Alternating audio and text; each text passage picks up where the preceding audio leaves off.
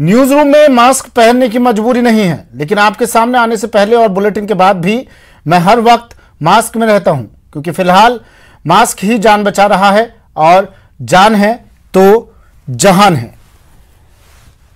नमस्कार, आप देख रहे हैं महारू राजस्थान। आपके साथ मैं हूं सुमित गुप्ता।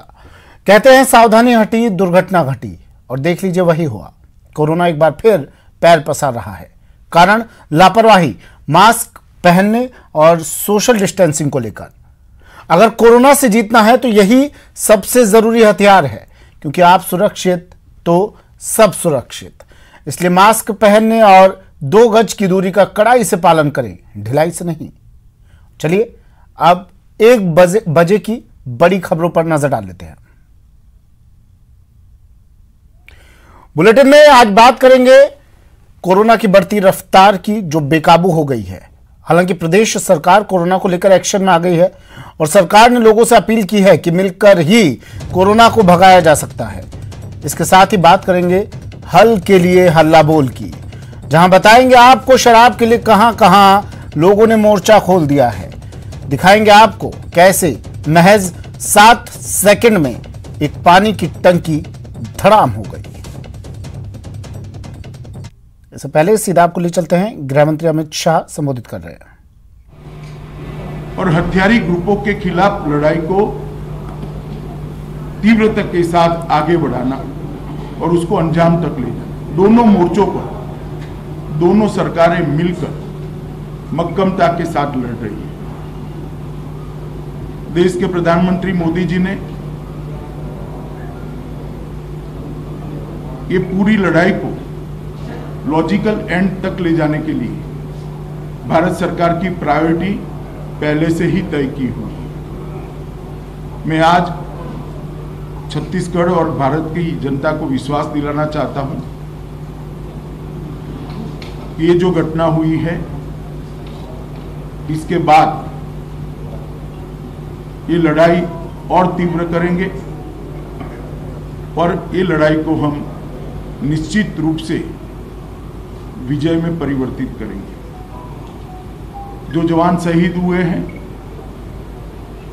उनके परिजनों को भी मैं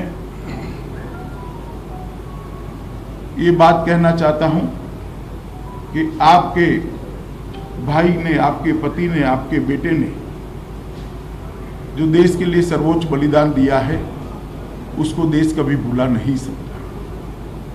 मैं भारत सरकार की ओर से आपको इतना ही कहना चाहता हूं कि संकट की, दुख की इस घड़ी में पूरा देश आपके साथ खड़ा है और आपके परिजनों का जो बलिदान है वो व्यर्थ नहीं जाएगा। इन्होंने जिस उद्देश्य के लिए अपना सर्वोच्च बलिदान दिया है, वो उद्देश्य को हम जरूर सिद्ध करेंगे। फिर से एक बार मैं शहीद हुए जवानों को श्रद्धांजलि देना चाहता हूं और उनका सर्वोच्च बलिदान जो है वो व्यर्थ नहीं जाएगा, इसके लिए मैं देश को विश्वास दिलाता हूं। सर, हवाई हमला भी सर, नक्सलियों से वार्ता की कोई उम्मीद बाकी है? हवाई हमले को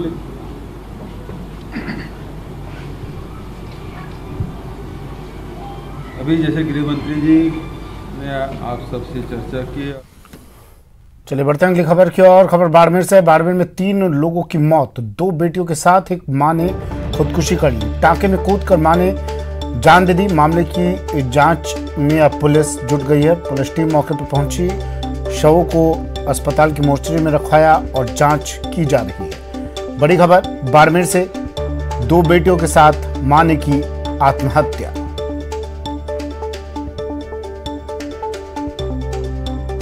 बाड़मेर से सहयोगी प्रेमदान देथा फोनलाइन पर जुड़ गए हैं। प्रेमदान, क्या जानकारी, क्या कुछ पुलिस तफ्तीश में अब तक सामने आया? क्यों ये कदम उठाया इस महिला ने अपनी बेटियों के साथ? देखिए सुमित जी, सबसे बड़ी बात यह है कि बाड़मेर जैसे इलाके के अंदर लगातार इस तरीके की सामूहिक आत्महत्या की घटनाएं सामने आ रही है। और ये जो गुड़ामालानी के रतनपुरा कुड़ा गांव की घटना है, जहां पर कपिला 22 वर्ष की है, जो घर में थी और जिसने अपने 3 वर्षीय और 4 माह की मासूम बेटियों के साथ में टांके में कूदकर आत्महत्या की है। हालांकि जो परिजनों की ओर से जो अभी पुलिस को बताया गया, उसमें कहना है कि भी इसका मानसिक संतुलन ठीक नहीं था। उसके बावजूद भी पुलिस ने तीनों शवों का मेडिकल करवाकर परिजनों को सौंपा है और मृतका के जो पीहर पक्ष के द्वारा जो रिपोर्ट दी जाएगी उसके आधार पर पुलिस आगे की जो कार्रवाई उसको शुरू करेगी। प्रथम दृष्टया ये जो सामने निकल कर आया है कि मृतका का मानसिक संतुलन ठीक नहीं था, जिसके वजह से इसने इस तरह का कदम उठाया। लेकिन सबसे बड़ी बात यह कि ये कारण ये है या कोई और कारण है, ये अपने आप में पीहर पक्ष के द्वारा मामला दर्ज होने के बाद में चीज निकल के सामने आएगी। जी ठीक है, शुक्रिया प्रेमचंद तमाम जानकारी के लिए। तो बाड़मेर से एक खबर है, बड़ी खबर, एक महिला ने अपनी 2 बेटियों के साथ टांके में कूदकर आत्महत्या कर लिया। पुलिस पूरे मामले की जांच कर रही है।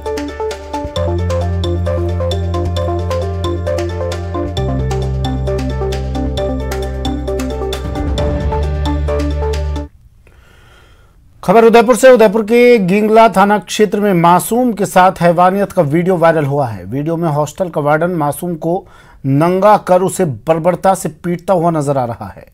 मिली जानकारी के मुताबिक पार्टीशन की प्लाई टूटने पर किशोर की बेरहमी से पिटाई की गई। बहरहाल वीडियो वायरल होने के बाद पुलिस ने आरोपी वार्डन अंबालाल और उसके सहयोगी नरेश को गिरफ्तार कर लिया है। बताया जा रहा है कि सनकी वार्डन अंबालाल पहले भी कई बच्चों के साथ मारपीट कर चुका है।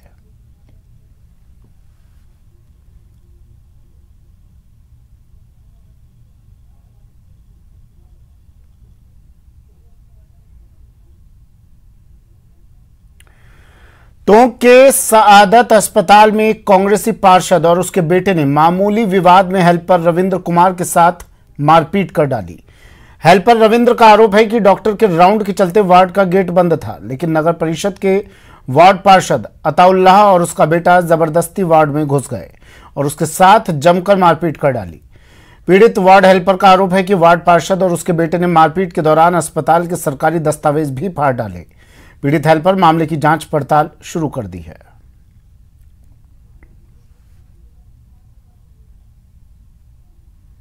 डॉक्टर का राउंड हो रहा था, उस समय 2 बाप बेटे आए। मैंने मना करने के बावजूद लड़के ने पीछे से गेट आके खोला। गेट खोलते ही उनके पिताजी ने मेरी गिरबान पकड़ी, गाली क्लोज करी। इतने में उनके लड़के ने पीछे से मैंने मार दी। यही बात हुई, ये करते मेरा स्टाफ आ गया बीच बचाव करने, तो स्टाफ के साथ में जो भर्ती फॉर्म थे मरीजों के वो फाड़ दिए। अजमेर एसपी ऑफिस से महज कुछ कदम की दूरी पर आज टेम्पो ड्राइवरों के बीच सवारी बिठाने को लेकर विवाद हो गया। विवाद इतना बढ़ गया कि नौबत हाथापाई तक जा पहुंची। एक दूसरे को देख लेने की धमकी, कॉलर पकड़कर एक दूसरे को खींचने की जोर आजमाइश और कभी एक दूसरे पर थप्पड़ और घूंसे चलाने वाली ये तस्वीरें अजमेर से आई हैं। आपस में उलझे हुए ये लोग टेम्पो चालक हैं और सवारी बिठाने के लिए एक दूसरे से उलझे हुए हैं। बताया जा रहा है कि अजमेर एसपी कार्यालय से कुछ दूरी पर सवारी बिठाने को लेकर टेम्पो चालकों में विवाद हो गया, जिसके बाद वो आपस में ही भिड़ गए। गजब की बात यह है कि पास में ही एसपी कार्यालय है, लेकिन आधे घंटे से ज्यादा हुए बवाल के बाद भी कोई पुलिसकर्मी मौके पर नहीं पहुंचा और ना ही इनके खिलाफ कोई कार्रवाई हुई है। बताया जा रहा है कि अक्सर यहां इसी तरह सवारी बिठाने के नाम पर टेम्पो चालक आपस में लड़ते हैं, लेकिन कभी कोई कार्रवाई नहीं होती। हाँ, यात्रियों को ऐसे झगड़ों से परेशानी जरूर झेलनी पड़ती है। खबर बांदा से, जहां चोर की उस वक्त शामत आ गई जब वो चोरी करते रंगे हाथों पकड़ा गया। जिसको मिला मौका उसी ने ले मारा, दे मारा। किसी ने थप्पड़ चलाए तो किसी ने लात घूंसों की बौछार कर दी। महिलाएं भी पीटने में पीछे नहीं रहीं। एक तो छड़ी लेकर आ गई और मौका मिलते ही शुरू हो गई पिटाई की। ये तस्वीरें बारां जिले के मांगरोल स्थित विजयनगर कॉलोनी की हैं। बताया जा रहा है कि जिस शख्स को भीड़ पीट रही है उसे एक सूने मकान में चोरी करते रंगे हाथ पकड़ लिया गया था। दरअसल इस कॉलोनी में पिछले कुछ दिनों में कई चोरी की वारदात सामने आई है, लिहाजा जैसे ही ये शख्स चोरी करते पकड़ा गया, भीड़ का गुस्सा 7वें आसमान पर पहुंच गया और इसकी जमकर पिटाई कर दी। बाद में भीड़ ने इसे पुलिस वालों को सौंप दिया।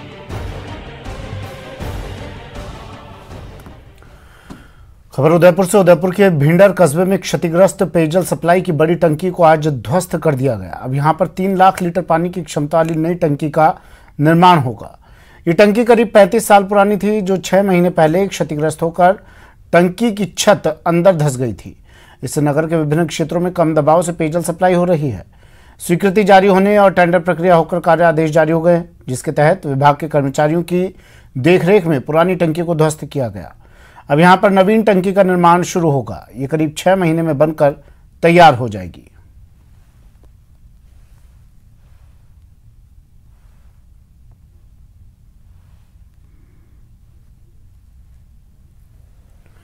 खबर उदयपुर से ही। सराड़ा क्षेत्र के प्राथमिक स्वास्थ्य केंद्र से हेल्थ सर्टिफिकेट बनाने के नाम पर अवैध वसूली का मामला सामने आया है। सोशल मीडिया पर वायरल हो रहे वीडियो में डॉक्टर हेल्थ सर्टिफिकेट बनाने आए नौजवानों से 200 रुपए वसूल करता नजर आ रहा है। बताया जा रहा है कि पुलिस कांस्टेबल भर्ती परीक्षा के उन अभ्यर्थियों ने चिकित्सक का वीडियो बनाकर सोशल मीडिया पर डाल दिया। न्यूज़ 18 इस वायरल वीडियो की पुष्टि नहीं करता है। खैर, जिस तरह से वीडियो वायरल हो रहा है, उसके बाद डॉक्टर की करतूत जग जाहिर होती जा रही है। बताया गया कि पहले भी विभाग ने उस डॉक्टर को पाबंद किया था, लेकिन उसका रवैया नहीं बदला।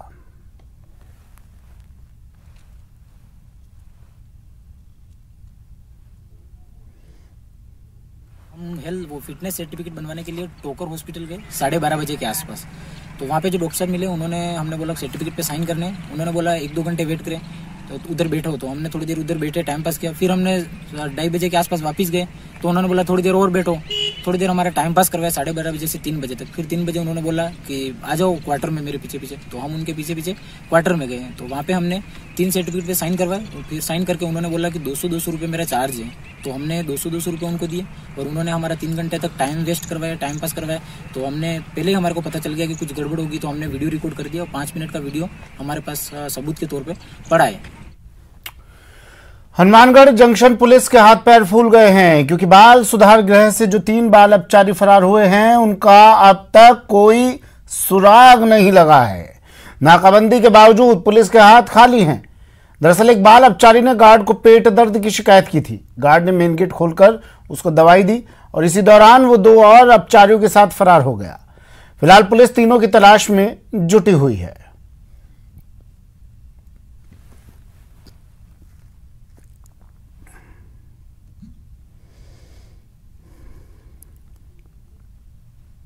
रात को करीब 2:30 बजे बाल संप्रेषण गृह से 3 बाल उपचारी के फरार होने की सूचना मिली थी, और जिस पर जो तुरंत नाकाबंदी करवाई गई और संबंधित एड्रेस जो उनके रहवासी मकान है, वहाँ पर तलाश हेतु जो संबंधित थानों को सूचित किया गया और कंट्रोल रूम के मार्फत नाकाबंदी कराई गई और अभी तलाश जारी है।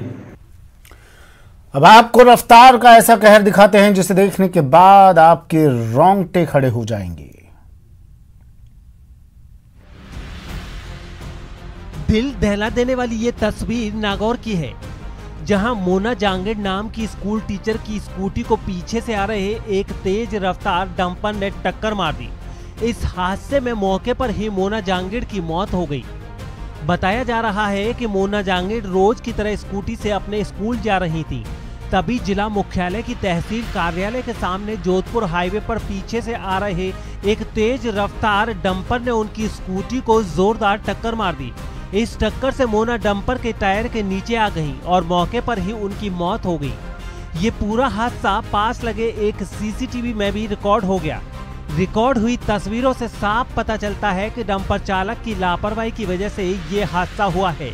इसलिए मोना जांगड़ के साथी शिक्षकों ने डंपर चालक के खिलाफ हत्या का मामला दर्ज कर सख्त कार्रवाई की मांग की है।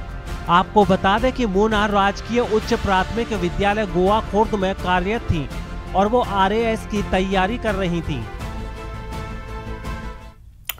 खबर दौसा से। दौसा के नेशनल हाईवे 21 पर कांदोली गांव के पास एक कार ने पिकअप को पीछे से टक्कर मार दी, जिससे पिकअप ड्राइवर गंभीर रूप से घायल हो गया, जबकि कार में सवार बाकी लोग सुरक्षित हैं। घायल को दौसा जिला अस्पताल में भर्ती करवाया गया है।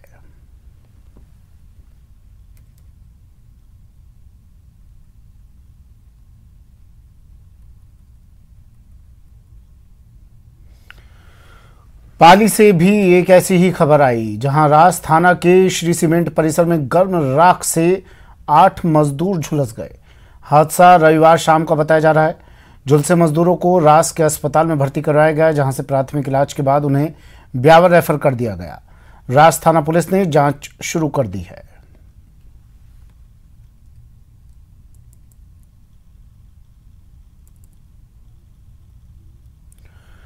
जोधपुर से बड़ी खबर है। जमीन खरीद फरोख्त मामले में आज सुनवाई। मामले में 4 मई तक सुनवाई हुई, लेकिन अब यह सुनवाई 4 मई तक टाल दी गई है।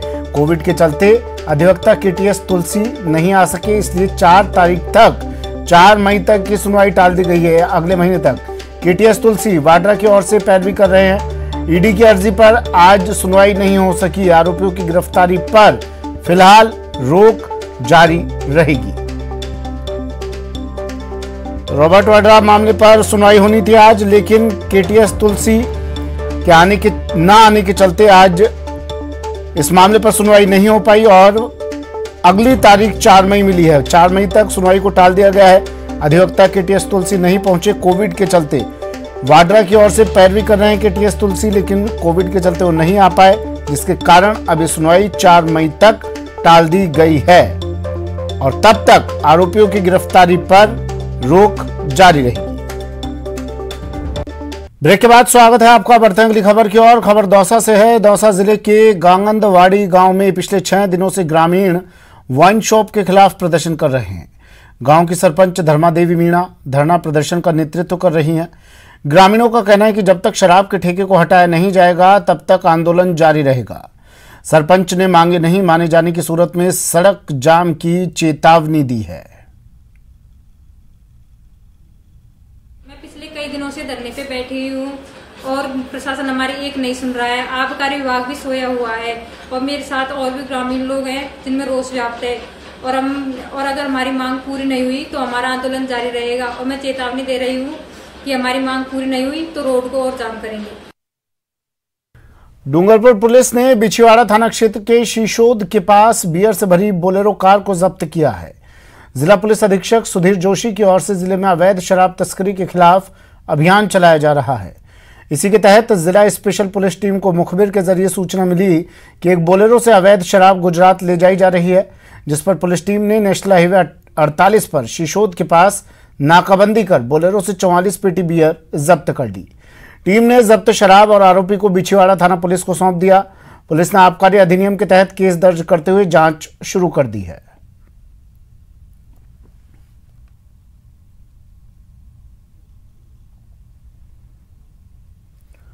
और अब बात शहर एबीवीपी के प्रदर्शन की, जहां अजमेर में सम्राट पृथ्वीराज चौहान राजकीय महाविद्यालय में विभिन्न समस्याओं को लेकर एबीवीपी ने प्रदर्शन किया और प्राचार्य को ज्ञापन सौंपा। एबीवीपी कार्यकर्ताओं ने कॉलेज के मुख्य द्वार से नारेबाजी करते हुए कॉलेज में पीने के पानी की समस्या के साथ जर्जर कक्षाओं की मरम्मत और अन्य छात्र हित से जुड़े मुद्दों को लेकर जमकर नारेबाजी की। वहीं बीकानेर में अखिल भारतीय विद्यार्थी परिषद का विरोध देखने को मिला। यहां छात्र कलेक्ट्रेट पर जमा हुए और 5 सूत्रीय मांग को लेकर प्रदर्शन किया।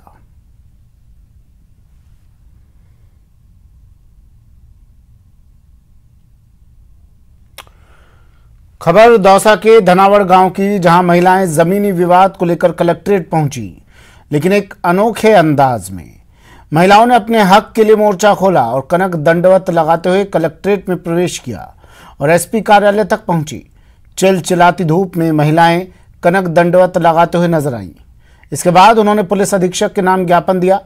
महिलाओं के मुताबिक धनावड़ में जमीनी विवाद में नारायण मीणा नाम का व्यक्ति पीड़ित पक्ष को परेशान कर रहा है और पुलिस के साथ भी मिलीभगत कर रखी है।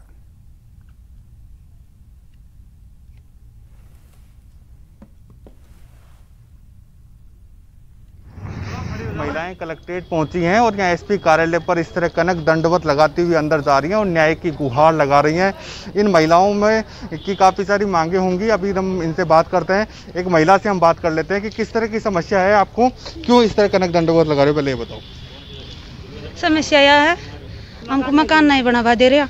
हमारा टंडेरा बाहर पड़ा है, नारायण सिंह है, नारायण मकान नहीं बनवा दे रहा। वो कोलवा का थाना है ना, पुलिस का आके हमारा धमकी देता है, सामान को उठाता है, वो उठवाता है वो ऑफिस। कौन से गांव से आए हो आप? डंडावड़ से। तो किस तरह के जमीन का विवाद है, क्या है ये? जमीन का है। बिल्कुल जमीनी विवाद है और विवाद के पीछे ये जो महिलाएं हैं इनका कहना है कि जो पुलिस है उसके मिलीभगत है और इस मिलीभगत के चलते वो यहाँ पर कनक दंडवत लगाती हुई एसपी ऑफिस आई है और न्याय की गुहार लगा रही हैं। आशीष शर्मा, न्यूज़ 18, दौसा।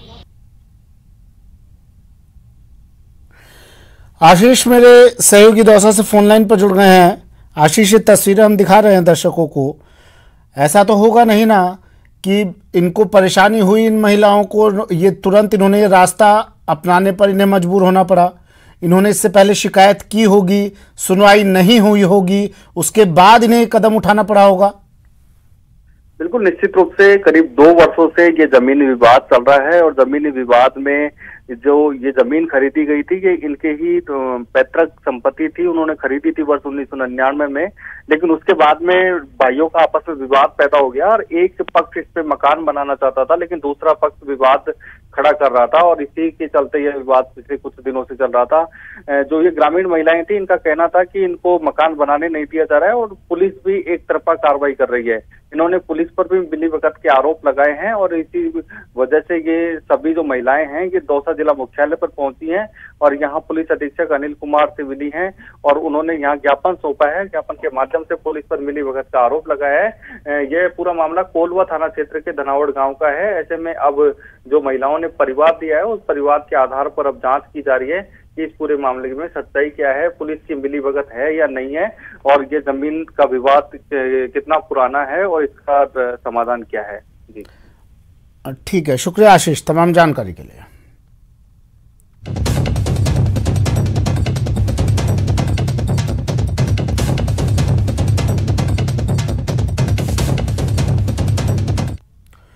अगली खबर भी दौसा से ही है। दौसा जिले के टिकरी गांव के पुजारी शंभू शर्मा की मौत के मामले में तीसरे दिन भी धरना प्रदर्शन जारी है। राज्यसभा सांसद किरोड़ी लाल मीणा और सैकड़ों ग्रामीण महुआ थाने के बाहर शव रखकर प्रदर्शन कर रहे हैं।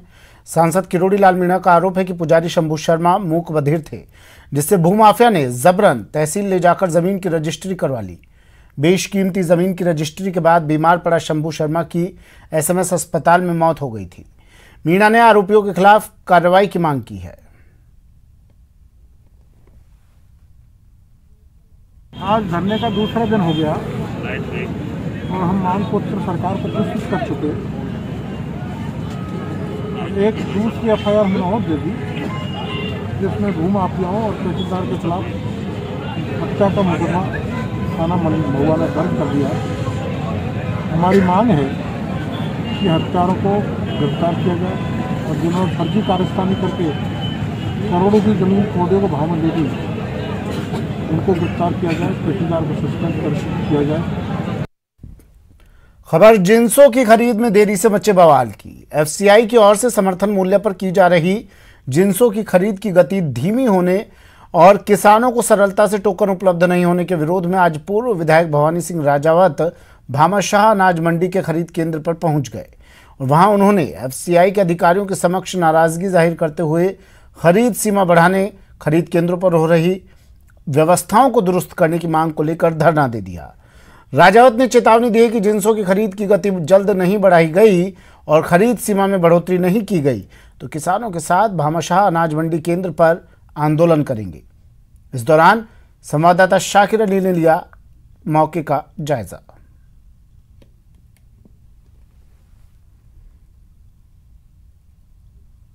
FCI के खरीद केंद्रों पर लगातार अव्यवस्थाओं की मिल रही शिकायतों के बाद आज पूर्व विधायक पूर्व संसदीय सचिव भवानी सिंह राजावत भामाशाह अनाज मंडी के खरीद केंद्र पर पहुंचे हैं और यहां पर इन्होंने अधिकारियों से नाराजगी व्यक्त की है कि व्यवस्थाओं को दुरुस्त किया जाए, किसानों को टोकन उपलब्ध करवाए जाए, साथ ही जो है खरीद केंद्रों की तादाद भी बढ़ाई जाए। देखिए, किसानों का समर्थन मूल्य पे गेहूं तुलना चाहिए। क्रॉप फसल जो है बम्पर हुई है, 26 लाख मीट्रिक टन गेहूं पूरे हाड़ौती में हुआ है और ये टारगेट है समर्थन मूल्य पे लेने का केवल 6 लाख मीट्रिक टन। आज पंजाब में उपज का एक एक दाना समर्थन मूल्य पे लिया जाता है और यही नहीं, राजस्थान में गंगानगर और हनुमानगढ़ में गेहूं पूरा समर्थन मूल्य पे तोला जाता है। तो कोटा के साथ ये अन्याय तो मैंने आज इनको कहा है कि भाई आप अब तक केवल 29,000 बोरी ये गेहूं ले पाए हैं, लेकिन ये समर्थन मूल्य पे 50,000 बोरी रोज ले सकते हैं। अगर यही गति रही, क्षमता इनकी यही रही, तो साल भर में भी गेहूं समर्थन मूल्य पे किसानों का नहीं तुल पाएगा। और इस पीड़ा को देखते हुए मैं यहाँ धरने पे बैठ गया हूँ। मैंने एफसीआई के अधिकारियों को कहा है कि आके ये कैपेसिटी बढ़ाओ, ये क्षमता बढ़ाओ गेहूं तोलने की, और ये गेहूं तोलने की क्षमता अगर आप नहीं बढ़ाते हो तो आने वाले टाइम में ये किसान जो है ये भामाशाह मंडी में धरना देकर बैठ जाएंगे। तो क्या एफसीआई के अधिकारियों का रेस्पॉन्स है? वो कह रहे हैं हम खरीद केंद्रों में इजाफा करें, तो शुरुआत है। अधिकारी कह रहे हैं कि हम सुधार करेंगे। ऊपर भी जो जयपुर ही जो इनके सुप्रीम अथॉरिटी है उनसे भी बात करने की कोशिश कर रहे हैं कि कैपेसिटी बढ़ाओ। ये 6 लाख मीट्रिक टन ये मुट्ठी भर गेहूं लेना चाहते हैं। किसान का जो समर्थन मूल्य पे भाव अच्छा है, 1975 रुपये किसान को गेहूं का मिल रहा है, और उसी समर्थन मूल्य पे किसानों का गेहूं लेना चाहिए। तो 6 लाख मीट्रिक टन। चलिए, वक्त एक ब्रेक का है। ब्रेक के बाद महामारी से मिलकर लड़ेंगे।